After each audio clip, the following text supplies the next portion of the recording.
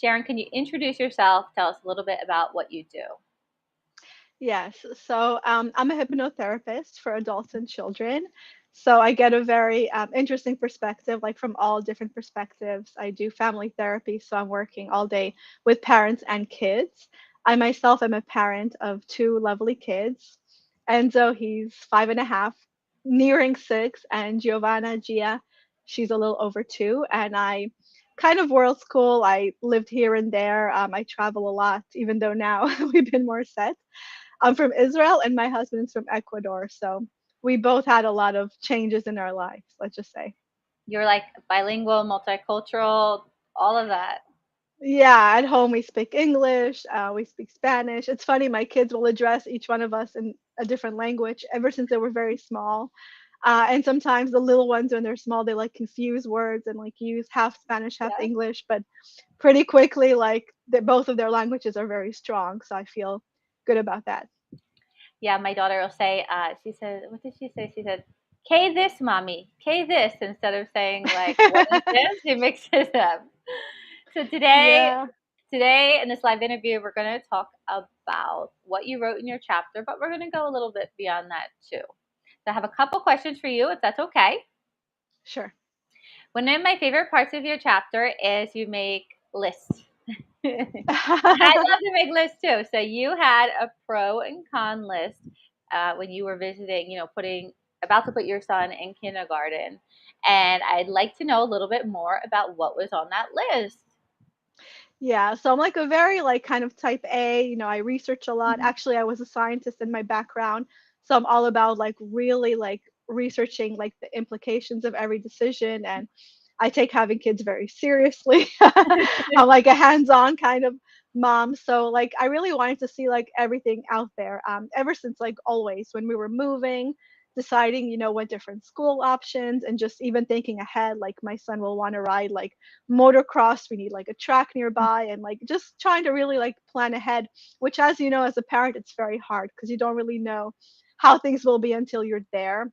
And you don't know your kids when they're like babies, like as they grow, you start to Right. figure out that each child, yeah, like once you would ask me something and I would tell you, like, oh, I think this is like a good like parenting idea or education, like system. And I didn't so much realize that it depends on the child. So even within a family, it can be different. 100. Yeah, so yeah, so there was just so much like, at some point, like going way back, I never put my son in daycare. I was again like very Mhm. hands on, and I talk about that. Like I'm from a country that has, better maternity leave, Right. uh yeah, than here.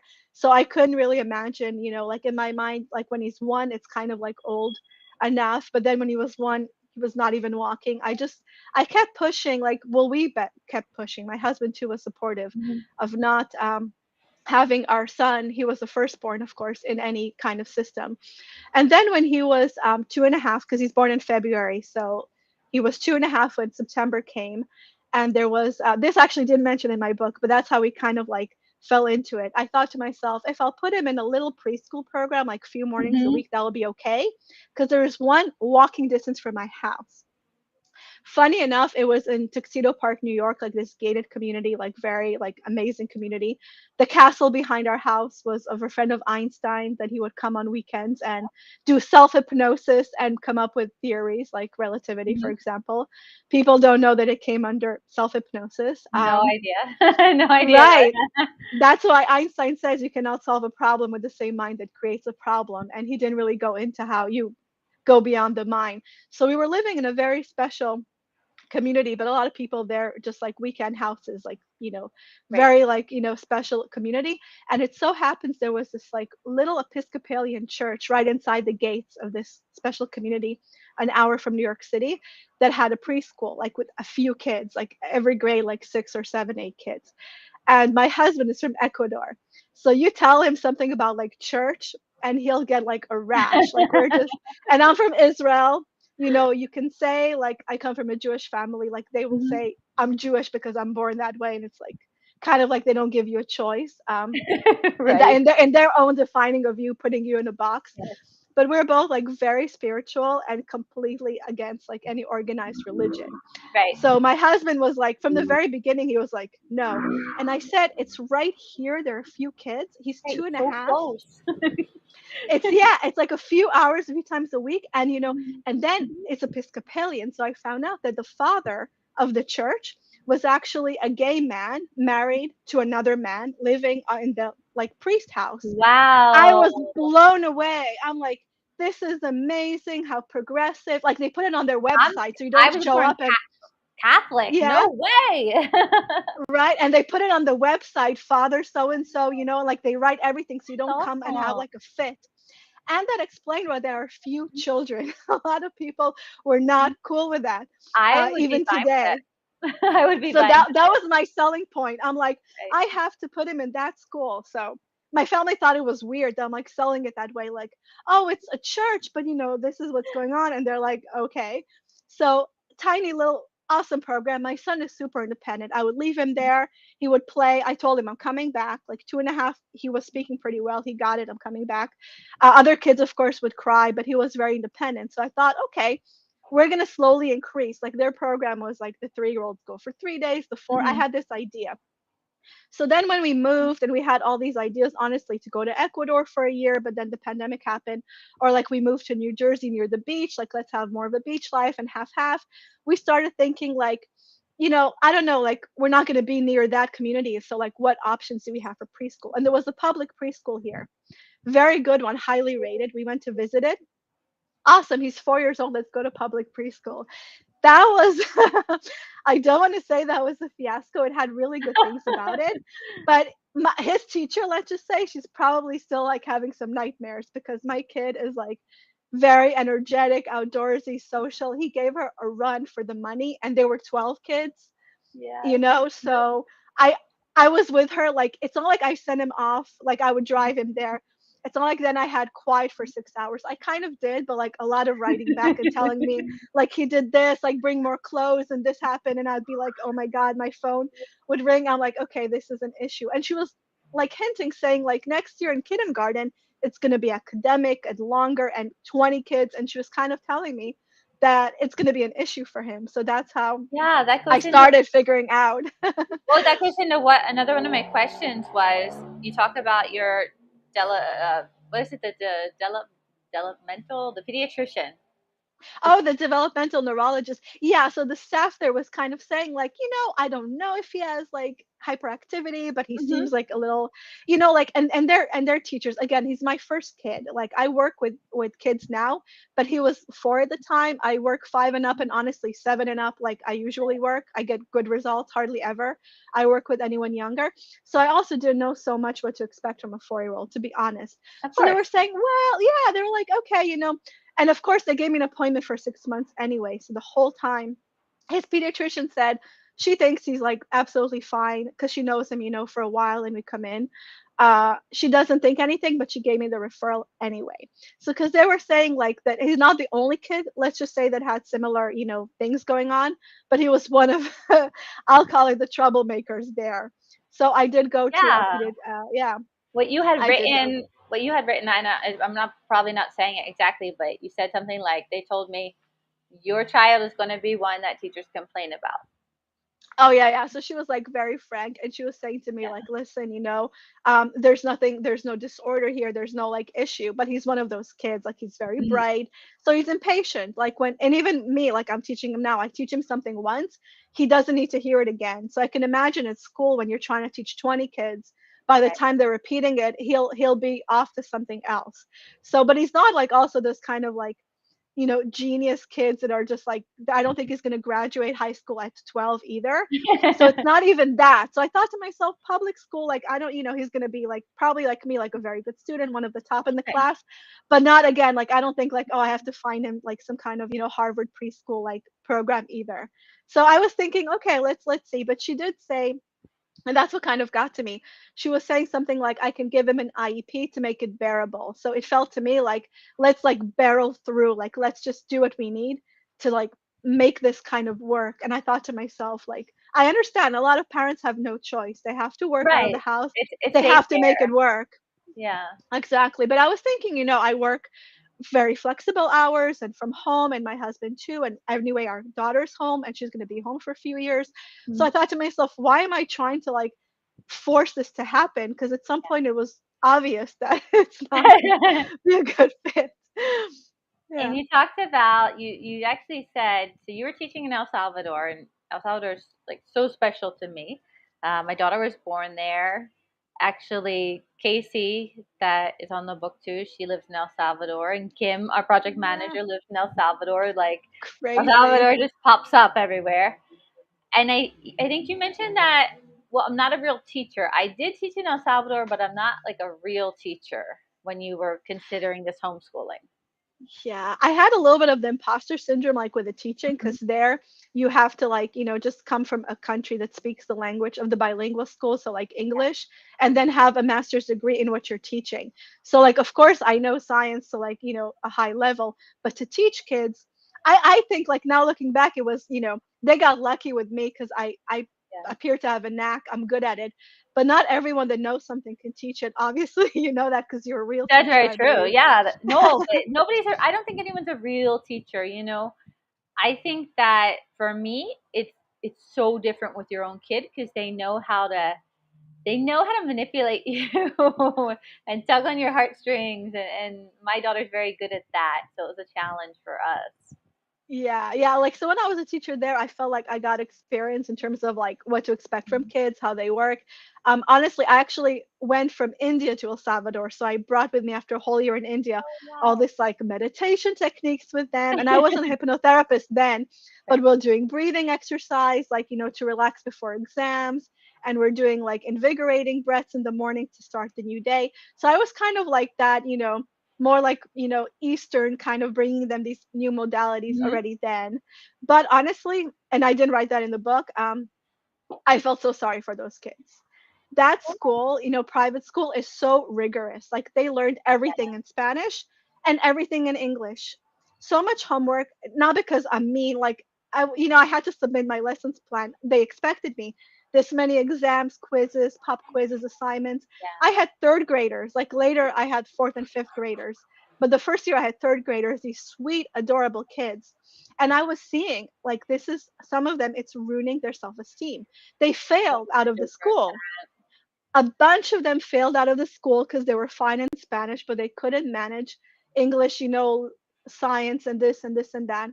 Had to leave their friends, had to be told like, sorry, like you can't even do summer school because you failed four topics and you just bombed. And like, I would see the parents there and the children. And I would think to myself, I mean, some kids, of course, they cannot pass the year for whatever reason. Mhm. That should be extreme. Like, there, it was just the standard was so high.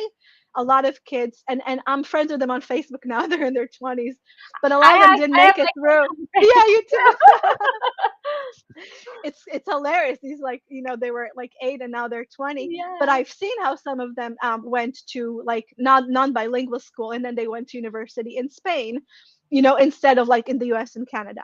So, but it was heartbreaking for me, honestly, to see like, and I felt sorry for them, the homework, the exams. And I thought to myself, my God, when I have kids, that was another consideration. I Mhm. didn't want my kids, because in Israel it's the same thing, very rigorous. Like, that's why here it was a piece of cake for me. There, the level you study at and the exams, and like, it's just so intense that I feel like it robs away a lot of your childhood. I was drinking so much coffee in high school, like pulling all nighters. Yeah, when I came here to college, it was a piece of cake. I made honor roll. Yeah, it was like, I'm like, this is college. My 10th Wow. grade was like harder than that. Yeah. My husband said the same about Ecuador. Very like rigorous. So definitely Yeah. that's something I didn't want. I wrote a little bit about my experience in with the private and public schools here, and even as a teacher, I taught in several schools in El Salvador, and just the book work. It was all books, like and exams, on books and exams, and I even left the school one time because they were like, the parents are so mad that you don't teach the book. And I had students from 6th to 12th grade in one classroom, and they were doing What? dialogues, and they were speaking English, and they were interacting in English. And the director of the school was like, they paid $10 for these books, which is a lot of money, I guess, Yeah. in El Salvador. And I quit because they said, just giving them the answers is not teaching it. That's not what I'm about. Yeah, So exactly. that was a big True. influence. Okay, so everybody on the book has this too. So you kind of went from like homeschooling to world schooling to unschooling. Can you explain what the difference is? Because these get all like interchangeably used. Yeah, like first of all, like I mentioned there that when I was young, I was kind of world schooled and I didn't know like when I was young there Right. wasn't even internet, like I'm showing my age. So like basically my family traveled a lot and I would miss school. And there was no like, online work or like no laptops. I would just come in and like cram and make it up and it was fine. So I kept thinking like, okay, like I would go to Europe and like learn and like see history and I like spoke different languages and I just more than anyone else I knew about all these cultures and like about foods and that impacted me later. That's why later I traveled and lived here and there. Like that was such a huge part of my childhood that I said to myself like I want to keep traveling and even with kids find a way to do that. So when my son, so like I was saying, he was in that preschool one semester and then the following semester we were going to travel, so I had to pull him out. I didn't think I'd have to pull him out, but they were kind of telling me it's semester by semester, not month by month. And a lot Oh, of places okay. here, yeah, maybe now there's more flexibility after COVID and online, but it was kind of all or nothing. So I said, well, then I'll pull him out and I'll let's see next year where we'll even be. And we went traveling. We came back and had more plans to travel, and exactly then COVID hit. Like as we moved, and COVID hit, and that school actually closed permanently, which was so sad. But Wow. yeah, that's what happened. So then I find myself like while we were traveling, my son learned so much, and it was like he was Yeah. speaking Hebrew to family and like learning about different places. Because before we did smaller trips like Canada or like local things. So I said to myself like I got this itch, like let's go bigger, let's do a year in Ecuador, let's. So we had big plans, and the homeschooling, like a lot of people, was because of COVID. I was here, so I homeschooled, thinking like again, like wherever I'll be, I'll find some kind of school for him. But I always had this thing where I would look at the calendar and I was like living for vacations. Even with my kids, I would say with my Mhm. son, okay, like let's look at the calendar. Where can we put trips there? Like it was everything until my husband said, well, he's so young, like we can just, travel whenever. You don't want to travel in Christmas when everyone's traveling and it's No, or spring break. Yeah. no, you don't want to go to a water park, when it's like I've done that by accident once, didn't realize it was spring break in Oh, Pennsylvania, not in Jersey, and like and the difference. So I kind of realized, also honestly, we're kind of older parents. So we mhm, also my backer days are behind me. I don't want to like rough it so much in terms of like again, like the sheer like madness sometimes. I'm trying to make our life a little more manageable mhm, in that way. So it seems to me like I was trying to make like two things fit. Like, we'll do public school. And I still, a part of me, like, you laugh because in the book, it seems like there's like no way.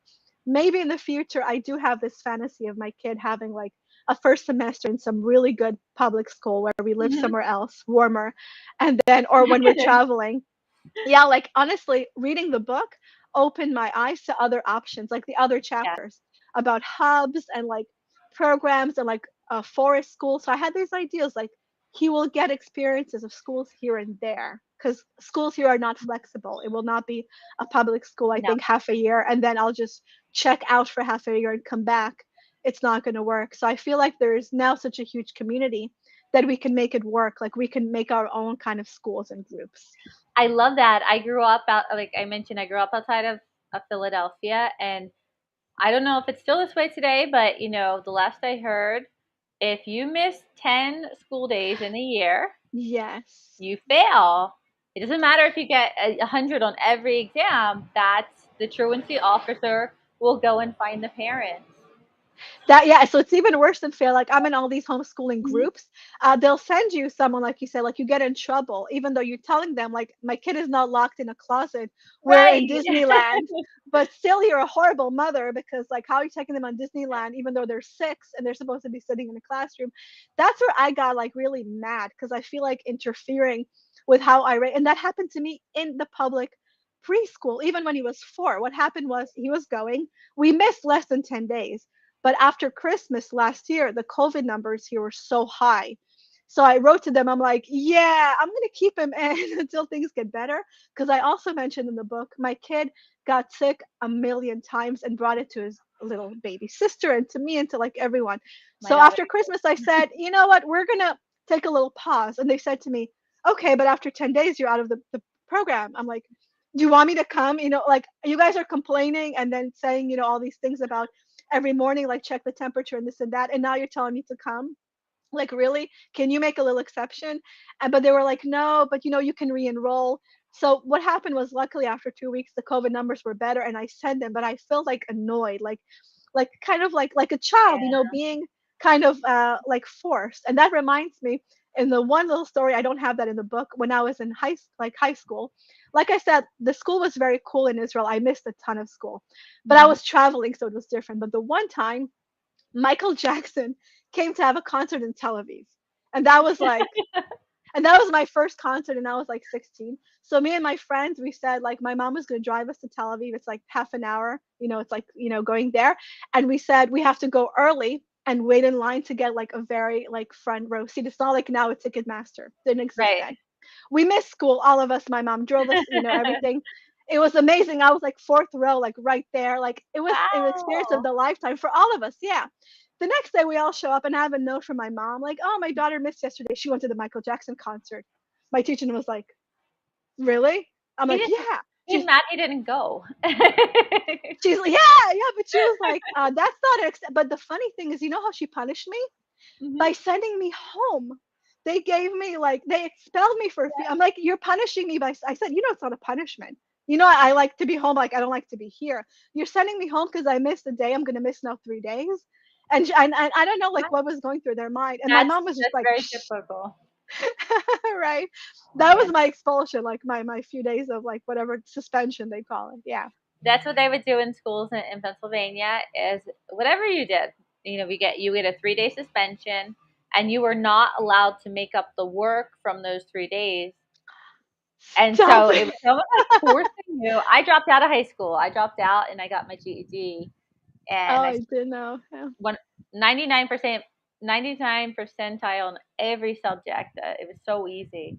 But the school I went to just was they had those rules that didn't make any sense. It's So infuriating, really. Yeah. no. Well, let me move on. I could bash the public school system all day. Me too. So, what do you want people to take away? Your chapter is raising unicorns, which I love. What do you want people to take away from your chapter when they read it? Well, I wanted to take away the fact that we're fed a lot of, like you were saying, by the public school system and just in general, like especially in this country, there is kind of like the system and there's what we told, and even in terms of work and like our maternity leave, like we're really kind of, I feel like the system is meant to just have you be a screw in the system and your kids to continue. Like someone told me that the first public school was started thinking like we don't want thinkers, we want workers. Like have a little worker ant.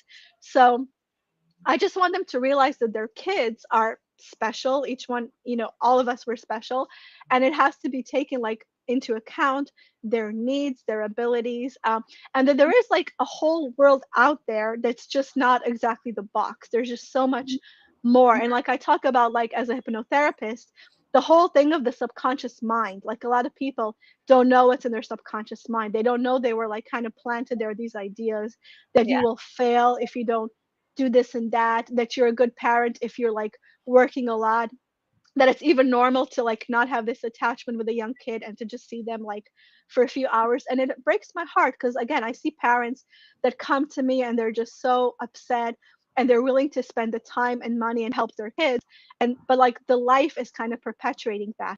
So like I help them with hypnosis. I give them the tools to manage the anxiety, the depression, to regulate their emotion, to like and I give them also other tools from other modalities as well to just help them basically deal and cope and feel better. But at the same time, I tell them it's not just about coping with how things are, like the doctor was saying to me. There are ways to like better handle, but how about like also look at, the life as a whole and make changes, like look holistically at what is going on and ask yourself, like, is it really good for your kid to be in this like really demanding private school? Or are you feeling like you were told, I'm a good parent because I provide and I pay a lot of money, so it must be good, or like a Catholic education will like do this or that? Like really revisit your ideas, open your mind, read books like that, and just, really like have like an open, like a bigger perspective to see what you can do for your child to help their specific needs, and also the family, because again it's like family dynamics. Like in the book you Mhm. read a lot about how it also affects like the parents in the grind and how Yeah, they're stressed. 100%. Yeah, because sometimes it's not even like I'm trying to figure out how much is the kid like in their system and like what's going on, or socially, or bullying, or how much is the parents, because parents also are coming to me more and more with these bigger complaints now, like the economy is like more of a concern, the grind, the stress, and it's trickling even if they don't realize that their kids are Kids absorbing their kids pick up anxiety. on that. They pick up on that, whether know it or accept it or not. They pick up on your fears and your stress. Exactly. So I always tell them, like, there are other ways. And I know we were just, I remember so much this one teenager that came to see me that both of her parents were therapists. And her parents were such good therapists. They were so devoted to their people that they worked so much. And she was in this beautiful house being raised by a nanny and coming to see me and just feeling so like unloved and, like just so completely abandoned by her therapist parents helping other kids that are going through like these crises. So just like some things really make you think like the system here really has to shift. But there is hope because again, like first of all, the laws in some countries you Mhm. cannot homeschool. Like in Europe, some countries you're not allowed to. So imagine that. I've heard that about Mexico, but we do it anyway. Oh, yeah, well, yeah, because you're a citizen of the U.S. So here, I tell people like it's easier than you think. Like it's Yes, a, some states it's just like so easy, and then you get to like when your kids, like you said, like you can do other ways of education, but think more about like the impact because you'd be surprised how many people come to see me even as adults and they've had traumas like in relationships or like mhm, losing a parent or but some bullying or some like early life like situation in school incredibly scarring it can be, like, or being in an environment like imagine you have a job you hate but you can't quit, like you quit a job you hated. I did too, more than but once, that's but a you're a privilege, child. right? That's a privilege, and they can't. Yeah, like as a child you don't make your own decision or don't even know what else is out there. You're like, well, school sucks, and I'm like 5, so I have 13 years. And then like horrible to say, but like then they have like these really bad consequences later, or drugs, or just even things that are more extreme because they don't know how to like pull out of their reality. But us as parents, we have tools and options, and if it's mental health options, but also lifestyle options to just help our kids. So again, we don't know what we don't know. And I tell people like there's so much out there. So if you're suffering or your kid is suffering, keep going. Like people will tell me I tried everything. Everything is usually therapy and medication. And maybe like they cut out dyes and sugars. But that's not everything. Or I changed them from public to Right. private or private to public, and that's the scope of everything. And I know like they're really trying, and it's not their fault, but that's why we They have to just have are this they're missing conversation. that information. Exactly. So now I'm like that's like my passion to just tell them about the life that's out there for them, like their best life and their kids best life, because it's possible. It is. I want to talk to you. I have a couple follow-up questions. Um, you talk about your husband's experience with school in Ecuador, and he was okay. You said with homeschooling, and he was kind of like, "Why are you forcing this?" You were like, you were on the fence. You can tell in your chapter you were like on the fence. Maybe he can go, and so can go half the year. Like you were rationalizing it in your head for a while, and he was like, just teach him at home." So Yeah, it's funny, and I think it is because of like our upbringing. Because first of mhm, all, like when I grew up in Israel, so like school, like I was bored a lot. So like I would like, yeah, I would actually do other things that were school related. Like I remember even in college, I was learning Portuguese during mhm, some science classes that I already knew. Like so, it wasn't like I was like I don't know getting high or something. I was studying, but what I wanted, right. like that was my rebellion. So at school, I was bored because at a certain point, and then I was challenged because I had many exams, but I was bored in terms of like we had to study Bible for 12 years. So we had to like memorize like a ton. It wasn't easy. It was Oy. boring. And like or grammar in Hebrew, which is like a whole other thing. So but socially, I was good. I was Mhm. happy. I had my friends, and there was no other option then. Like not like here where you have pods or other homeschoolers. Like if I would be Yeah. home, no one would be there and I wouldn't have anything in common with my friends. We would study together because we had so much studying to do. So like if I lost that common thread, I was dancing, yeah, like maybe with ballet I would go. But other than that, a little bit that stopped pretty young, I wouldn't have like any kind of group. So that wasn't an option. So for me, school was just like, that's where you have your friends. Second of all, I lived here in the US for a few years, just like, kindergarten, which was actually really fun. Not Mhm. like now. And I remember it was being like fun. And then we moved to Israel. And in Israel, we have this idolizing of the US, probably a little bit like in Latin America. Yeah, like you watch like the school and it's cool and there's like cheerleading stuff we don't have in Israel and like the games and you have sports in school. We don't have sports in the school. Like the whole life seemed to me like, wow, my kid will have this and that. Like it seemed Right. kind of like fun, like this experience. So I think I was kind of projecting it into something fun, even though all these people were coming and telling me that their kids hate school, and all these school kids were telling me also how it's hard for them these days. And there's also social media, so it's just more complicated in terms of how kids are just so like exposed.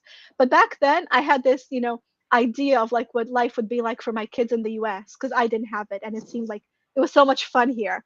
It was hard for me to like step out of it and It's realize like not. it's I can tell you from firsthand experience. It for me, I was so bored. I was the student that like finished my homework before I even left school. It's not. I know that here in Mexico too, all the movies are in English. They're all from Hollywood, and there is that people want the ropa americana. It is better made. I'll give you that. But there is the whole thing of speaking English and making more money.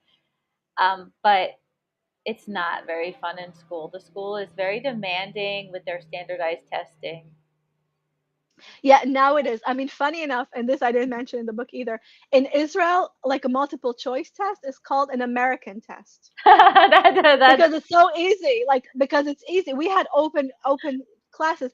I was like having cramps in the middle of a 3-hour test oh, of, you would write like pages, like mhm, multiple choice was called American, and we were like, oh, and honestly, like I yeah. feel bad saying that, but there was like the saying, like the dumb American, like they have it so easy. They just go to school and they're like little cheerleaders and they're doing whatever. So I said to myself, like, my kid is going to have an easy time. Now I'm seeing about standardized, and also they don't show you like the reality, like waking up early in the morning, going out when it's cold here. Israel, it's not It's cold. It's freezing. freezing, and you're waiting for the Yes. school bus. And there's like, and the school shootings, like they don't make Hallmark movies about the drills where my kid is like laying down on the like under his desk. So I started to see like I had this fantasy about like this, fun American life that I thought my kids would have by sending them to school, and I was starting to see reality, and it like slapped me in the face. My husband would go to like a Catholic school in Ecuador, starting at 7 a.m. Don't ask me why. Starting with like the mass, and Right. with like the priest and everyone, and like with the uniform, and bored, and it was difficult, and it was hours. And he was like an outdoor kind of guy. He was like a rider, like a bike rider, and he became the champion of Ecuador, the national Yes, you champion, said the that. number one. Yeah, like literally, like in commercials and stuff afterwards there, Right. bullied as a kid, like you're not good at school and you're not, whatever, and why you're cutting school, getting in trouble, like all that. So for him, school is like a punishment. And he Mhm. said to me, like, here we don't have to do that, like, we're actually allowed to like not send him. Like, why would you punish your kid and send him to school when you could just, have him live life at home and like teach him and just travel. I love that. The last question, I couldn't agree more. The last question that I have is about your hypnosis, because you talk about, especially with the pandemic, we know that I struggled with mental health during the pandemic. I mean, we were locked up for a good 2 months and we couldn't leave the house. And then like semi lockdown for more. And you talked about more and more kids, having mental health issues. But I don't really understand exactly what the hypnosis is, how it works. Can you explain that? Of course, yeah. And first of all, I have to say, like, there's so many misconceptions. And I also have like this, like, on my Facebook group, I post a lot of like articles and like kind of blog posts from my website. So I have a lot about like the messages we're getting. Like, even in Disney books, if you read Disney, like a compilation, you'll find a bunch of them like really bashing hypnosis. Like, with Aladdin being hypnotized by Japar, like they think it's Ah, brainwashing. Yeah, we, we just trust watched me, there, this there, the there other are a day. few. Yeah, like they think it's basically like getting you to like zone out of reality and Right. to like be like a zombie and do what you don't want, and it's so not. So basically hypnosis, you're reaching a state of like almost like between awake and asleep. Like your brain waves are just doing what they do naturally, like the state between like alpha and theta, like the moment when you're kind of like your thoughts are like you're losing track of them and entering kind of like a dream state. So with kids, it's very easy, especially when they're young. They just quiet like the conscious analyzing mind. And in hypnosis, I won't bore you with all the science because, again, like that's my background. But let's just say that parts of your brain that are just so subjective and just like really like affected by what you're going through are like down regulated, so you're able to be more of like a witness, and you're able to like even visit like painful, situations from a distance and with calm and bring healing and a new perspective. So basically, you're able to gain like this ability to just like you anchor things. You're just reprogramming your subconscious mind. First of all, you're discovering what's even there. Like, oh, I didn't know I had this like limiting belief because the teacher said this and that to me and like something got stuck. Let me let go of it. And there are ways to do that. And then let me like anchor a feeling of safety. Even physically, we have some anchors we do, Mhm. and then like when I breathe this way and like I hold my thumb that way, I get flooded with that feeling even later on, even when I'm at school. So there's just so much about like having them create their dream world where they're manifesting different things. Just for example, a kid that couldn't eat certain foods, yeah, like the phobia, we would manifest a dream world where he'll show up and he'll create whatever he wants to eat, and then I'll invite him like, oh, here there is that, like, can you try it? And like he's trying it and it feels good and his body is like growing, and like throughout all these things it translates. It sounds almost like, maybe that's why it sounds like magic or like something like weird, because even parents come back and tell me like, I can't believe it. One or two or three sessions sometimes can get rid of like so many fears, depression, anxiety. Kids just Wow. shift because it's so deep. And a lot of parents, think like therapy, any kind of therapy is like a weekly whatever, and I know because I've done that for months and years, and maybe you get like a little better or whatever. But no, this is just a very deep modality. Like there's studies showing it's the number one most effective modality, having a 93% success rate after only 6 sessions. And I could tell you with kids, it's usually even faster. So it's just unbelievable. There's this tool here. And again, funny enough, I started more with adults. And then Mhm. it kind of shifted into kids, and partially because of the pandemic. And you know how word of mouth is. Like when one mom sees what had happened, she tells all the school, and then all the classmates come, and then before I know it, my schedule is probably mostly, well, maybe 50-50, because kids are at school in the day often, and a lot of parents that have a flexible schedule talk to me in the daytime, and then I have some afternoon appointments. But amazing, because the parents also sometimes they can't really reach the kid in that way. Like they're not going to be able to even understand sometimes what's going through until they don't bring it up themselves and release it. And sometimes the parent has to do work too in terms of like releasing their anxiety or shifting the tone with their kid. They don't realize that they also have some kind of expectation or something, some way of being. So often it's just also family therapy, and each one does like their own work individually, and then the magic happens in the family environment, and everyone's getting Love along that. better and No, I sleeping love and that. eating. At our Yeah. at our house, I'm 100% honest that I have two daughters, and one of them frustrates me so much because her personality is not mine. I was academics were easy for me, and when I try to talk to her, I get a wall. Even just dumb questions like, "Hey, why did you say that? Why did you do that?" And she just shuts down, and it's so frustrating because you want to do good and you want, to communicate, but we do as parents, we just are lacking the tools. I mean, we've done the therapist, we've done the psychologist, we've done the tutors, like you mentioned, and it's just that it's just finding different options, because I know we don't. My daughter's ADHD, and I'm not bashing people that medicate their kids. Everyone gets to do what's best for them, but we don't medicate her. Like, we're trying to do different things, and I think hypnosis is something I never would have considered before I spoke with you. Yeah, it's just it's amazing because again, like the parents will say to me, "Oh, like when my daughter, like I would ask her something, she would then, like close up." And then to me, she'll say, "My mother doesn't really like me. Like she has this tone with me." And like, and again, kids are like ninjas. They're just so, some are like so intuitive, and they'll know like, Yeah. my mom doesn't like the way I am. She wishes I was like, they'll tell me things that like the parents would be even floored to find out like they get it. Like in their mind, they wish I was easier, or like my sibling, or like Right. not really like her. So then when she says it to me, I kind of know already. that she's not liking something about me, and then I get mad because I'm not liked. So we have to work on their belief that they're not liked, and we have to work with the parent to have this, there's so many tools to do that, so that when you act with your kid a certain way, you have a different energy. Like even today, a mom was saying to me, like, you can't fake it. Like you can't. In the past, you would read a book telling her like, oh, say this, but it's like so scripted. The kids sometimes hear Right. Very BS, true. but when you do your own work, like, and you have like this, like you look at them and you see everything different because you did your own work. You healed your own like impatience or your wounds or whatever. Like your inner child is healed. You just act with them from your best self. They respond amazingly, and before that you could not have faked it. And of course, again, there are other modalities. Like I work with this lady, she does like Ayurveda, like the Indian healing modality, and she'll diagnose like what element is off. Like some kids, like with my son, I spoke to her after the doctor, and she said, yeah, he has high fire and air, so this mix of herbs will calm down the fire. He still be very energetic, and it's natural herbs. It will just bring him to feel like less agitated, like he feels like you, if you drank 20 coffees and you're agitated, Right. that's his like composition right now, his body. So I would give him the herbs. Lo and behold, like, let's say like a 50% or 60% improvement in that.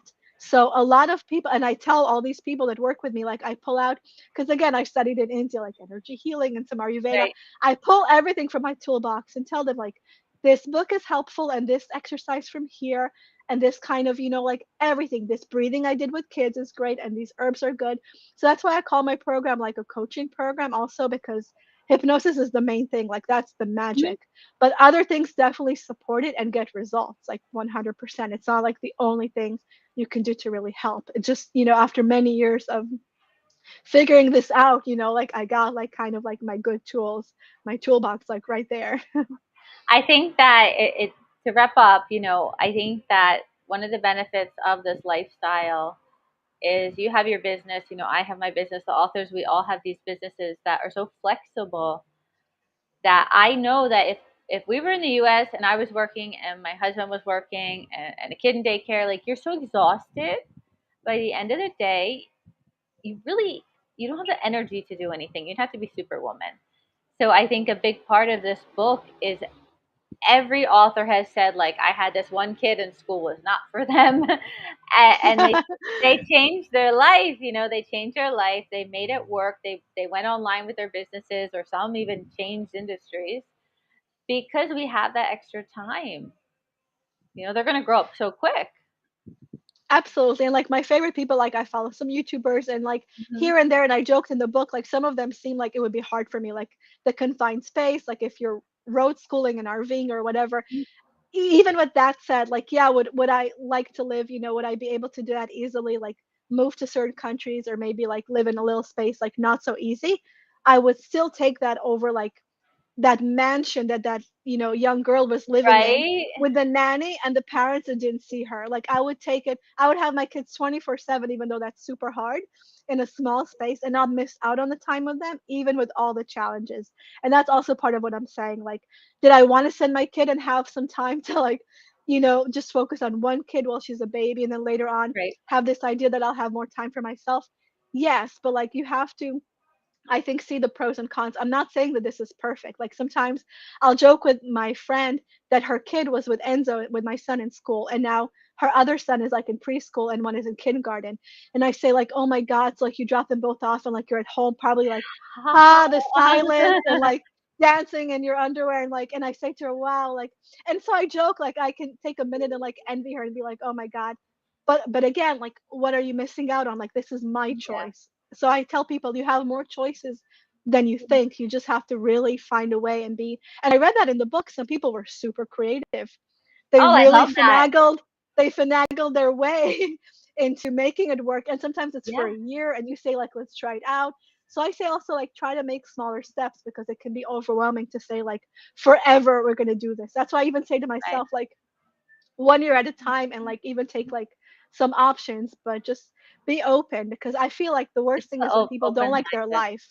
Yeah, when people tell me, oh, I don't like my life, but I'm going to retire in 10 years and have blah blah blah and health insurance, and I say like, Wow, but like 10 years, if you told me like maybe 1 year, and I would say like move to, I lived in El Salvador. How good is health insurance? I go to the dentist and pay like what, like $20 a filling. So I I said was to them, hospital is free, so and I was saying to them, like, for health insurance, you're losing your life, like you're wasting your day so that you have a roof over your head. That in some other countries, I lived in a beautiful building in El Salvador for very little, and for health insurance, like just cross the border, like Sandy that wrote one chapter. I just saw her YouTube chapter about how they crossed the border to Mexico like by foot. They were in Texas and went to do dental work and saved Mhm. thousands of dollars, and then just like cross back. So I say to people like, be creative. Even, you know what, fly, make a vacation, and the same money you would spend here on getting like one implant. And I know because I checked it out, you can take your whole family for a week and get your implant. But a lot of people, I feel like they're in the box, like They're they're not. close-minded. Yeah, so that's what I want to do. I want to like explode the box so people see like what's Yes, outside. yes, it's destroy the box, get rid of the box. I don't wanna be in a box. Yeah, the same with hypnosis. It's not like can I brainwash someone? You think I can get my husband to like do the dishes every day and to like massage? You would Of course already have people. done it. Yeah, like you think I can get people to do what they don't want to do? Like my kid, my own. Did you read my chapter? Like, does my own son do anything I want? And I do with him little hypnosis so that he learns to like calm down. You don't get the people to do like what you want I or like love to that. indoctrinate them. You're guiding, you're helping them heal. I mean, I don't have these powers, like, my But it'd God. be cool if you So did.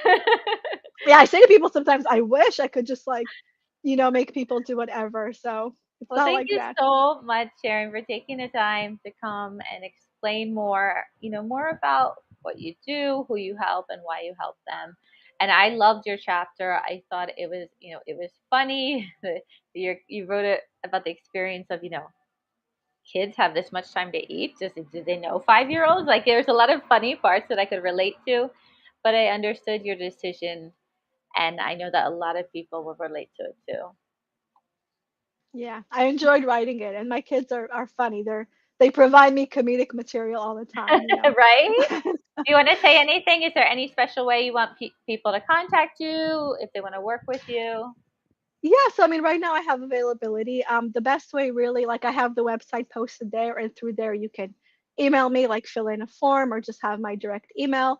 I have a link through the email and posting here for my Facebook group.